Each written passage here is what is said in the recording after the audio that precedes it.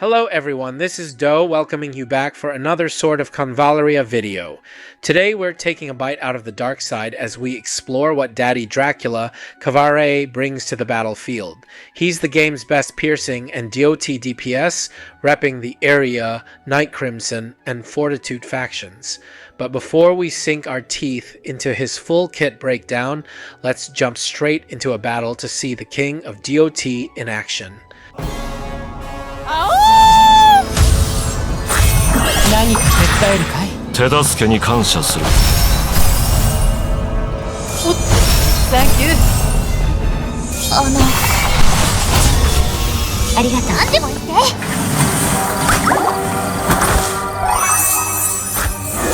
手助けに感謝する。攻めるか守るか、お前の一手は。さあ、変化を見届けるとしよう。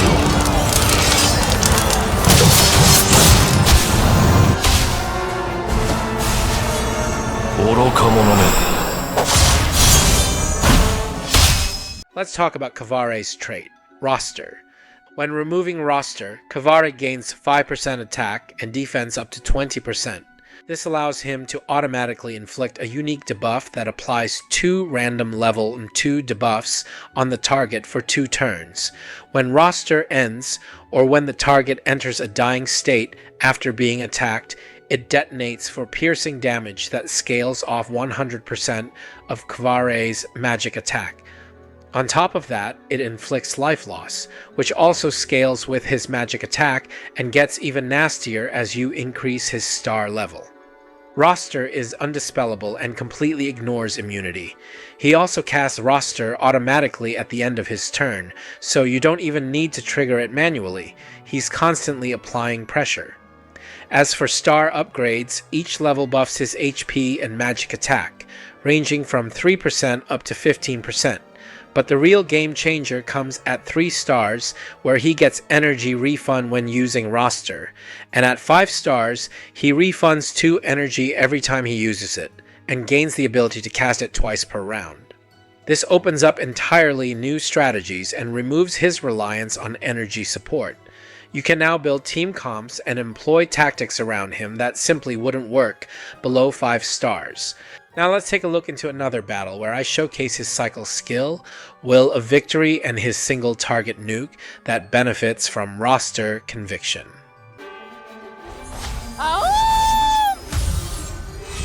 何か手伝えるかい？おっと、サンキュー。手助けに感謝する。サンキュー。手助けに感謝する。これでとどめだ。相手の作戦はありがとう、友よ。出番か。潰れろ。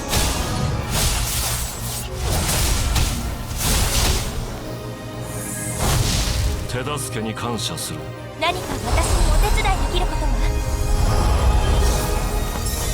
手助けに感謝する。落ち着け。サンキュー。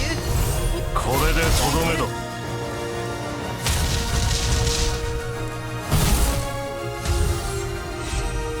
何か手伝えるかい？おっと、サンキュー。攻めるか守るか、お前の一手。サンキュー。これでとどめだ。愚か者め。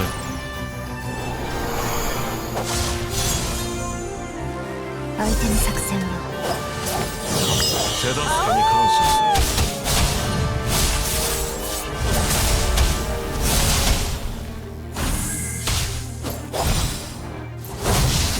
ありがとう。何か私にお手伝いできることは？ありがとう、友よ。ありがとう。Now let's talk about one of Kvare's signature skill cycle, Will of Victory. This is a multi-stage skill chain that can be used across 2 to 3 rounds in battle. Each step includes an instant support skill, followed by a devastating attack that applies multiple DOT effects. It kicks off with Potential Burst, an instant skill that buffs an ally, and can then be followed up with Flaming Winds, a fire-type AoE that deals 60% damage and inflicts 2 stacks of ignition. The next turn, it evolves into Fortune for All, which fully recovers the energy of the target. That sets up Chill of Ocean, an ice AoE attack that applies frostbite to enemies. Then comes Golden Power, a support skill that fully restores the target's HP. And finally, we reach Wrath of Thunder, the big one. This hits for 180% magic damage, dispels all buffs on the enemy before the attack, and then triggers roster and all DOT effects on the target after the attack. It's devastating when timed right. Next we have Conviction, a skill that deals life loss equal to 100% of his magic attack and inflicts movement and speed debuffs for 2 turns. But here's if the target is marked by roster, Conviction dispels all their buffs before hitting, inflicts another 100% life loss, and reduces the duration of the life loss to 1 turn, making it a powerful finisher when the enemy is already loaded up with debuffs. For this battle, I brought Unforgettable Erosion because it's extremely action efficient for loading up enemies with debuffs while also loading up extra life loss that deals 40% of his magic attack. Now let's move on to the final showcase, where I brought out This Is the Moment for Rain in combination with Conviction during a fight against the D7 Underground Entangler in the Tower of Adversity. Just a quick disclaimer. This is an unoptimized run, so don't treat it as a clean speed run or a perfectly polished clear.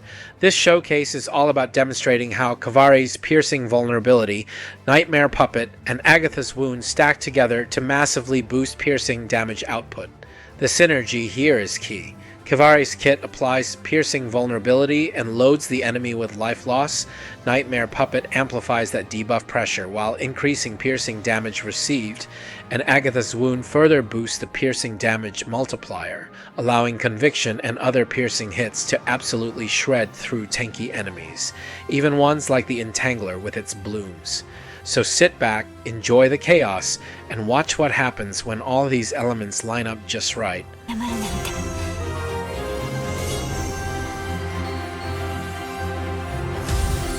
作戦継続だ。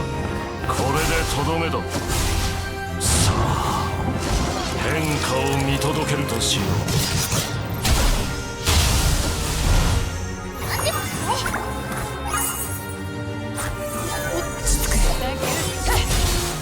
行くよ。速攻で終わらせる。一撃で決める。私の相手を務めるには早すぎたね。指示をください。お客様。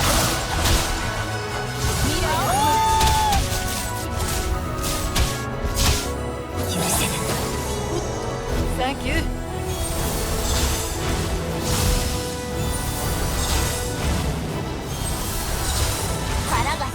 手助けに感謝する。攻めるか守るか、お前の一手はこれでとどめだ。何でもあ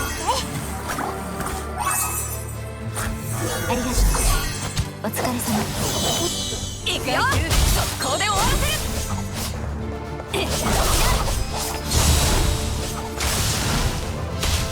指示をください。潰れろ。面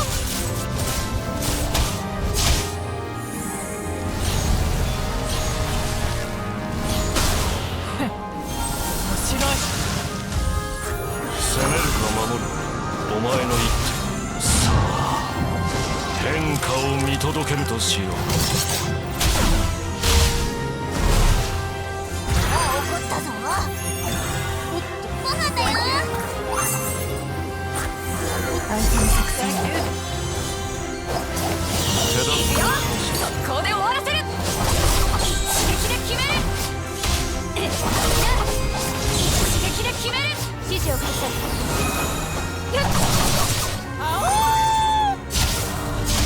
潰れろ。ありがとう。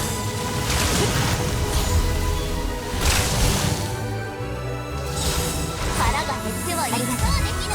攻めるか守るか、お前の一手。何でもね。おっと、ちょうどよかった。相手の手の作戦を許せない。ちょうどよかったよっ行きます。 So let's break down what this is the moment for Rain actually does. It's a massive, super wide AoE piercing attack that hits all enemies within 6 tiles. But it's not just about the damage. Rain also triggers and removes all DOT effects currently on the targets, meaning every single debuff Kvare has layered will go off at once. If the target is marked by roster, the punishment gets even worse.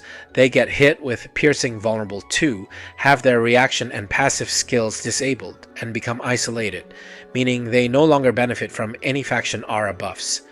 After the attack, roster is removed, which not only cleans the slate, but also permanently strengthens Kvare's attack and defense for the rest of the battle. It's a brutal cycle that just keeps ramping up his power. Now, quick reminder for anyone new to piercing mechanics. Only buffs or debuffs that specifically mention increased piercing damage will boost it. Regular damage up effects do nothing for piercing. That's what makes Rain such a crucial skill, especially in mobbing situations or fights like the Entangler, where timing a full stack burst is key. Even if you're struggling with damage mitigation, Kvare can fully debuff the Entangler lightning fast, giving your team a real shot at controlling the fight. One more pro tip. When I equip Rain, I also bring the passive skill Wither. This upgrades Rain by doubling its damage output and adds life loss equal to 60% of Kvare's magic attack. It's an insane power spike that turns him into a real mob slayer. So let's take a look at Kvare's skill tree. At rank 1, prioritize its Will of Victory. It's the backbone of his kit. You can also activate Unforgettable Erosion to add more life loss into his toolkit. I found a lot of value in this passive depending on the fight, and it's one I like to play around with when I want to push his debuff pressure even further. At rank 3, you'll likely be using Victory Before Battle if your Kvare isn't at 3 or 5 stars yet. This skill helps smooth out his energy flow early on, especially before his roster refunds kick in.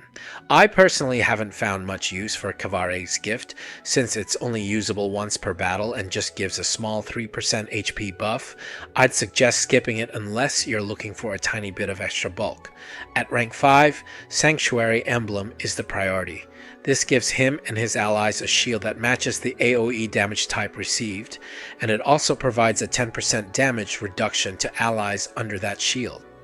I also recommend activating Entrapping here, since it gives him bonus attack, and because his piercing damage scales off of his magic attack, you want to stack as much of that stat as possible. When you hit rank 7, grab Arcane Toxins. If you're planning to turn Kvare into a full-on debuff support, this is the skill that elevates him to a level 2 debuff master. I mainly pick it for the extra HP boost, but the added utility is a bonus. At rank 9, I definitely suggest picking Silencing Attack. It adds more utility to his kit and can disrupt enemies in key moments. As for Infectious Attack, the DOT it provides, Infection, has too many limitations across different game modes, so I tend to pass on it. Finally, at rank 11, I activate both skills. They synergize well and round out his kit, giving you more flexibility in how you want to play him depending on the content. Finally, let's talk about his weapon. Nightmare Puppet is, hands down, his best in slot, and honestly, nothing else comes close. This staff doesn't just boost his magic attack to increase his DOT damage, it also adds a nice chunk of bulk by increasing his HP, which strengthens his shield as well. It passively inflicts one random level 1 debuff, and when he uses any debuff skill, that level 1 debuff automatically gets upgraded to level 2. This makes it incredibly efficient for stacking up heavy debuff pressure. But the real power lies in its unique weapon debuff. It increases the piercing damage received by the target, starting at 5% and scaling up to 15% depending on the weapon's star level. And that's huge, because piercing damage multipliers are extremely rare in the game and typically only come from specific units or effects. That makes this weapon especially valuable for a debuffer. Even at just 1 star, Nightmare Puppet helps him consistently land multiple level 2 debuffs per turn. With Roster, Arcane Toxins, and Nightmare Puppet all working together, he can drop 6 random level 2 debuffs in a single turn. And once you get him to 5 stars, he can fully max debuff an enemy in just 1 round. If you're out of Luxites or Shards to get Nightmare Puppet, I would suggest Starry Sky Heritage for extra HP and magic attack stat. As for his trinket, the goal is simple. You want as much magic attack as possible to boost his piercing and DOT output. The top choice here is the Shield of Justice, which can provide up to 12% bonus attack, making it a perfect match for Kvare scaling. If you don't have a 5-star Shield of Justice, the Hourglass is a fantastic alternative. It still boosts his magic attack directly and supports his role as a high output debuffer. Now, if you're in a large map or mobbing in a big area and find yourself consistently away from your teammates, you might be able to make use of Maverick's Cloak. Kvare is one of the fastest characters in the game, so there are rare situations where this works. But that said, it's far from optimal. I personally lean toward Hourglass when I don't have an extra 5-star Shield of Justice lying around. I would highly recommend going with the Sword and Wand engraving for him.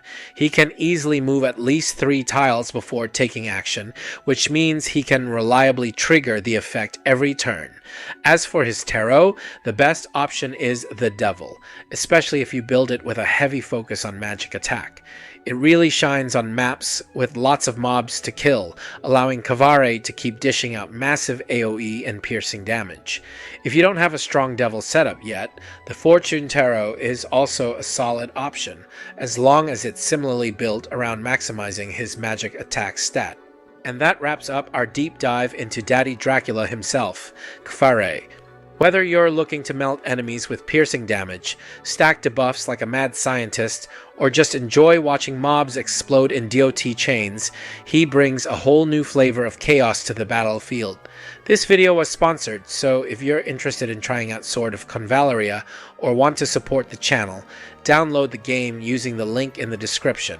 If you found this video helpful, don't forget to like, comment, and subscribe for more Sword of Convallaria content, guides, and crispy showcases. Stay cool, stay crispy. This is Doe signing off. See you in the next video.